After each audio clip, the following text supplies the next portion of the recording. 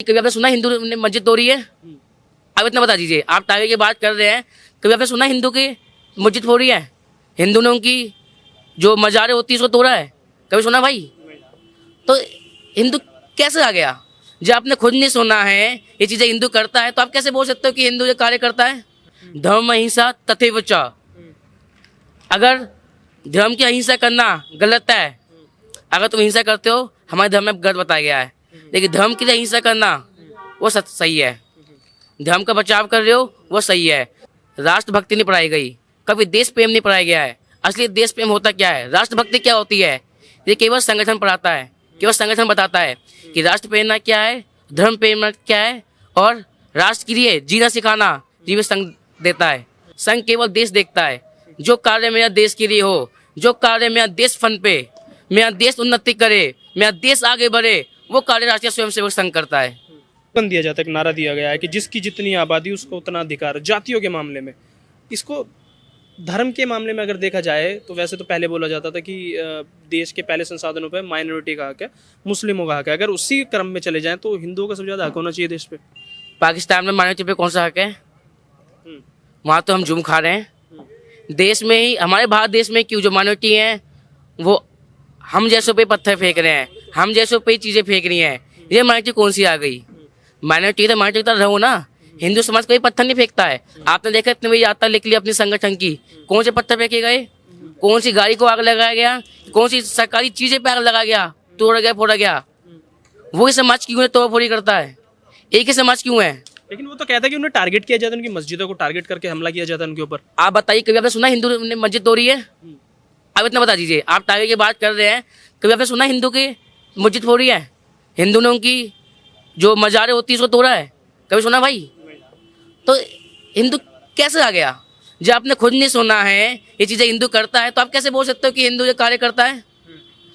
हिंदू कभी किसी धर्म के आघात नहीं पहुंचाता है। हमें में गीता में बताया गया है, धर्म को रक्षित रक्षिता। अगर तुम धर्म की रक्षा करोगे तो धर्म तुम्हारी रक्षा करेगा।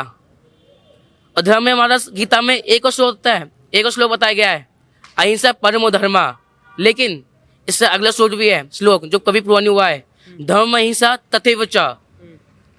अगर धर्म की अहिंसा करना गलत है, अगर तुम हिंसा करते हो, हमारे धर्म में गलत बताया गया है, लेकिन धर्म की अहिंसा करना वो सही है। धर्म का बचाव कर रहे हो वो सही है। बिना फालतू में हिंसा करना वो हमारी गलत है। तो हिंदू कभी बिना फालतू में कभी हिंसा नहीं करता है। हमेशा हमारे महान प्रताप छत्रपति शिवाजी धर्म के लिए खड़े हुए, अपने धर्म पे अड़े रहे, धर्म की उन्हें हिंसा कही है। राजनीतिक दल तो ये तक कहते हैं कि कट्टर जो हिंदूवादी संगठन है वो आतंकवादी गतिविधियों में बजरंग दल को बैन करने तक की बात कर दी गई थी कर्नाटक में। तो बजरंग दल को हलवा थोड़ा बैंक करने कर देंगे? जिनसे 3 बार एसेस बैंक करने के बाद भी एसेस बैन नहीं हुआ, वो बजरंग दल बैंक कर दे सकते हैं? उन्हें 3 बार एसेस बैंक कर दिया, हुआ? तो बजरंग दल कैसे बैंक कर जाएगा? वो तो बोलते हैं ना कि वो बैन करेंगे उसको। बोलने पर तो क्या नहीं बोलते थे? कर्नाटक में, हाँ, कर्नाटक में कहा गया था इलेक्शन टाइम में, उनकी सरकार भी कर्नाटक में आई है। इस बार बैन करने कहा था, अब सरकार आ गई उनकी, बैन कर दिया।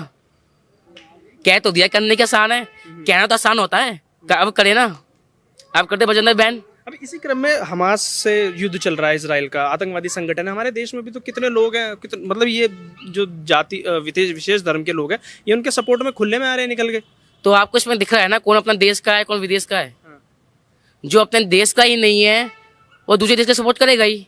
ऑब्वियस सी बात है, आज बांग्लादेश में हमला हो जाए, अपने देश के जो नहीं बंदे, क्यों अपने देश में एजुकेशन सिस्टम में कभी राष्ट्रभक्ति नहीं पढ़ाई गई, कभी देश प्रेम नहीं पढ़ाया गया है। असली देश प्रेम होता क्या है, राष्ट्रभक्ति क्या होती है, ये केवल संगठन पढ़ाता है, केवल संगठन बताता है कि राष्ट्र प्रेरणा क्या है, धर्म प्रेरणा क्या है, और राष्ट्र के लिए जीना सिखाना जीवित संघ देता है। अपने एजुकेशन सिस्टम में किसी भी प्राइवेट स्कूल में जाके देख लीजिए, कोई बच्चा को नहीं पता होगा कि देश प्रेम असली में होता क्या है। देश प्रेम के नाम पे उनके जो वहाँ से एक ही चीज़ निकलेगी, आर्मी में जाना, बस, और कुछ नहीं निकलने वाला इसके अलावा। बाकी देश प्रेम के मुद्दे बहुत होते हैं। देश प्रेम आप हर जगह से कर सकते हो। अगर आप कुछ भी कार्य कर रहे हो उसमें देश के लिए सोचिए, वो आपकी देशभक्ति है, वो भी आपका देश प्रेम है। अगर आप अपना सोचोगे, अपना लालच देखोगे, तो वो देश प्रेम नहीं है। और आरएसएस राष्ट्रीय स्वयंसेवक संघ अपना लालच कभी नहीं देखता। संघ में लालच है ही नहीं, संघ केवल देश देखता है। जो कार्य मेरा देश के लिए हो, जो कार्य मेरा देश फन पे, मेरा देश उन्नति करे, मेरा देश आगे बढ़े, वो कार्य राष्ट्रीय स्वयंसेवक संघ करता है। लेकिन कुछ राजनीतिक जो पार्टियां हैं वो तो सीधा कहती है कि अब तो आप अपने धर्म के नाम पर किसी एक विशेष धर्म के लोगों को थोड़ी ना मारोगे, उनके ऊपर थोड़ी ना हाथ चलाओगे। वो सिखाया जाता है संघ के मैं अंदर। बता रहा हूँ, 2014 से पहले हिंदू को कोई नहीं जानता था। हिंदू ऐसा था जैसे घायल हुआ शेर जो कि एक पिंजरे में बंद है, अपनी गुफा में सालों भर से कैद है, वो होता है पहले हिंदू। और आज की डेट में हमारे प्रधानमंत्री यशस्वी, मैं यशस्वी का टैग दूंगा उन्हें, यशस्वी प्रधानमंत्री श्री नरेंद्र दामोदास मोदी जी, उनकी वजह से आज हिंदू को जाना जा रहा है। 2014 के बाद अपने देश ने इतनी उन्नति की है, आज विश्व आके उनके पैर छू रहा है। अभी कुछ टाइम पहले की न्यूज़ थी, एक देश में गए थे, कहाँ का देश था अपना, पपुआ न्यू गिनी, तो वहाँ पे जाके उसके प्रधानमंत्री हमारे प्रधानमंत्री के पैर छू रहे हैं, चरण स्पर्श कर रहे हैं।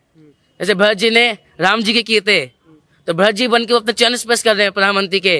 तो किसी बड़ा मेडल से बहुत छोटी बात है, मेडल पाना, अवार्ड पाना, ये छोटी मोटी बात हो गई। ये सबसे बड़ी बात है। G20 की बैठक हुई थी, उससे पहले जब बैठक हुई थी, अमेरिका का प्रधानमंत्री खुद जाके, अमेरिका का राष्ट्रपति प्रेसिडेंट खुद जाके हमारे मोदी जी के हाथ पकड़ रहा है, हाथ मिला रहा है, जो कि अपने को सबसे बड़ी महाशक्ति कहता है। प्रधानमंत्री पे तो आरोप लगाया जाता है, सबसे पहले तो यही कहा जाता है कि वो अनपढ़ है, पढ़े लिखा प्रधानमंत्री नहीं है। अडानी अंबानी को लेके फेवर करते हैं। 26 गठबंधन दल जुड़ चुके हैं ना। सबसे पहला आरोप तो ये कि अनपढ़ प्रधानमंत्री हैं, कुछ आता नहीं है उन्हें, पढ़ा लिखा प्रधानमंत्री चाहिए देश को। इससे पहले पढ़े लिखे थे, हाँ या ना? मनमोहन सिंह जी थे। इससे पहले पढ़े लिखे थे, हाँ ना? बताइए ना अब। जी जी। हाँ ना? तो क्या कर लिया उन्होंने देश में? उन्होंने इकोनॉमी को कहाँ पे लेके गए थे? रोजगार कितना था देश के अंदर उस टाइम? वो 10 साल रहे देश में, प्रधानमंत्री बन के रहे मनमोहन जी। उन्हें क्या कर लिया 10 साल में? आप मुझे ये बता दीजिए, बार मेरे को लिस्ट बता दीजिए। 10 साल में उन्हें क्या कर लिया देश के लिए? पढ़े लिखे थे। वो बोलते तो है ना कि पूरे देश के अंदर रोजगार था, सबके पास कोई बेरोजगार नहीं था। देश की अर्थव्यवस्था जो एक वक्त पे जीरो पे आ गई थी, कि देश के संसाधनों को बेचने तक की बात की जा रही थी, उसको वहां से उठाकर वो ऊपर लेके गए। हाँ, मैं उस चीज़ में मनमोहन जी का उनको से तहे दिल से धन्यवाद कहूँगा कि उन्हें भारत की अर्थव्यवस्था को उठाया, लेकिन और कामों के लिए उन्हें कुछ नहीं किया 10 साल में, जो कि 9 साल में भारत देश ने कर दिया प्रधानमंत्री जी ने, नरेंद्र मोदी जी ने, जो अब तक 72 साल में नहीं हो पाया, 70 सालों में, और आने वाले 100 सालों में ऐसा नहीं हो पाएगा। जैसे 2-4 काम आप गिना दीजिए प्रधानमंत्री मोदी के। राफेल आई भारत में, राफेल पे तो घोटाले का आरोप है अभी तक। तो उसका सबूत दिखा दे, घोटाला हुआ है तो। घोटाला हुआ है तो उसके खिलाफ FIR दर्ज कर देना। हमारे संविधान में है कि आप कुछ भी आरोप लगाना है तो उसके लिए FIR दर्ज की जाती है, करा दें FIR। इलेक्शन कमीशन को कहते रहते हैं हर बार EVM हैक है, EVM हैक है। इलेक्शन कमीशन को एक बार बोल दीजिए EVM हैक है, एप्लीकेशन लिख दीजिए। कहें तो साथ है ना, कहते हैं प्रधानमंत्री चोर है। अगर प्रधानमंत्री चोर है तो 9 साल में उस चोर ने एक भी छुट्टी नहीं करी है, ना अपने पर्सनल काम के लिए, ना अपने सरकारी काम के लिए। उससे पहले की सरकार अपने महीनों की छुट्टी बिताते थे, शिप में घूमते थे, इटली घूमते थे, परिवार के साथ घूमते थे, और के परिवार के साथ घूमते थे। आज प्रधानमंत्री हमारे मोदी जी ने 9 साल में एक छुट्टी नहीं करी है, वो आज प्रधानमंत्री चोर कहते हो आप। उसका बैंक अकाउंट देख लीजिए, एक पैसा जो सरकार के अकाउंट से आया उसमें खुद की इनकम भी जो आती है उनकी, वो भी उन्होंने देश की सेवा में निछावर की रखी है। आज प्रधानमंत्री चोर कहते हो। चलिए, शर्म आनी चाहिए आप लोगों पे।